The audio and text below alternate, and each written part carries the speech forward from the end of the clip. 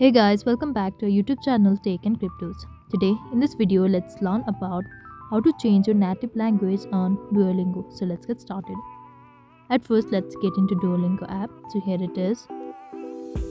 Now click on this icon over here where we can see the flag and click on this plus sign.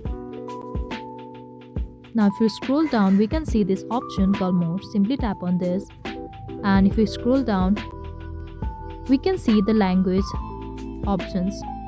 Now choose the language you speak or you want to use as your native.